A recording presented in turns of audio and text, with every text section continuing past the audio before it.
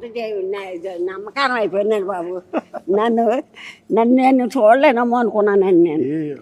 నేనే వద్దాం అనుకున్నా కానీ వస్తే మీకు మీ ఇంటికి వస్తే ఇలా కూర్చోలేము కదా. యాక్చువల్ వద్దాం అనుకున్నా ఈరోజు, కానీ నేను వస్తే మొత్తం గోల అయిపోద్ది, మీకు ఇల్లు మళ్ళీ ఇబ్బంది అయిపోద్ది అని చెప్పి సరే మామగారిని పిలుచుకుందాం.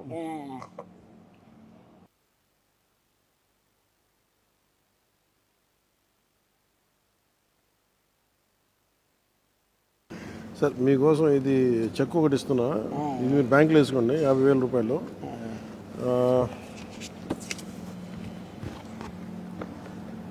ఇదేమో మీకు చీర, ఇందులో ఒక 50,000 క్యాష్ ఉంది.